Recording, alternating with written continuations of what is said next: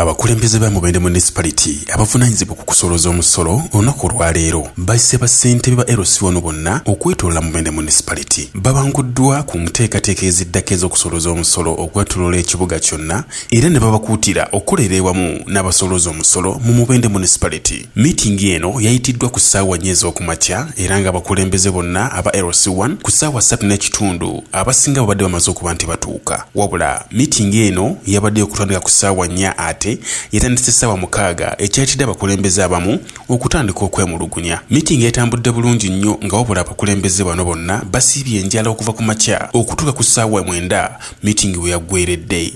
Ng'abakulembeze b'ebyalo tuli bantu bakulu ate ng'abakulembeze b'ebyalo era ng'abantu tulina okusoomoozebwa kubanga abamu balina endwadde.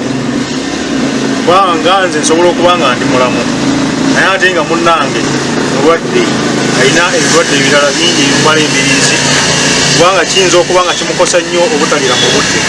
Kusoomoozebwa kw'amaanyi okubanga kanso yatuyise olukiiko luno okutuusa obudde buno kuba yatuyise ssaawa 4 lwali ebbaluwa twagifuna ng'era tulina kubeera wano ssaawa 4 naye tuusaze zino ssaawa 9 nga tetufunye kyamisana.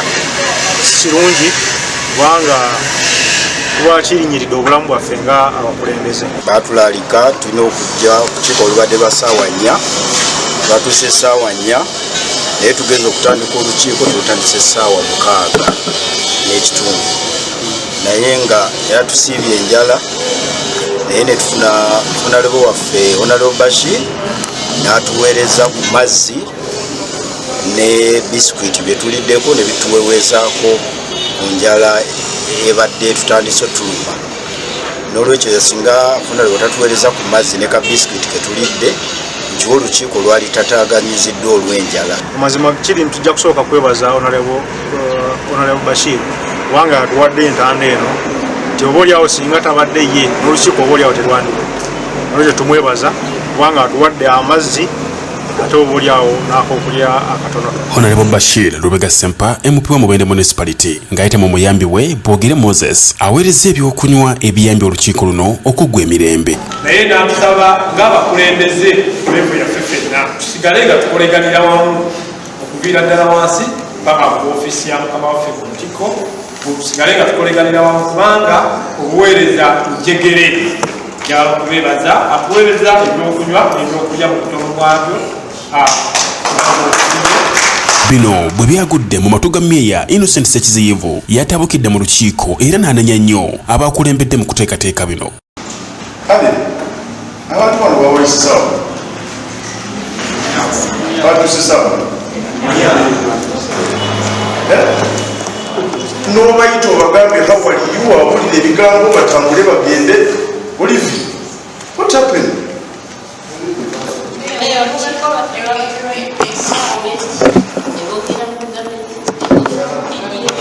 Never know somewhere, walk away to you.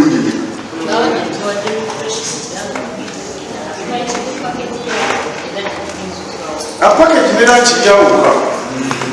One of our ways, the Chicago Kumpala, had to talk down the overweight. Never saw him, but what to make it each other.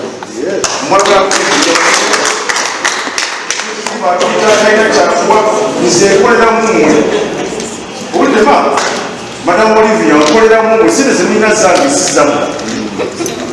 Kati bwendo wakoda na kukola tumuchida na kuwaita na kumbategeke. Sire zemina zange zingiru kati usitiri kazange sizamu. Tumuchida. Grace bano bagala tumya karuba tumulawa.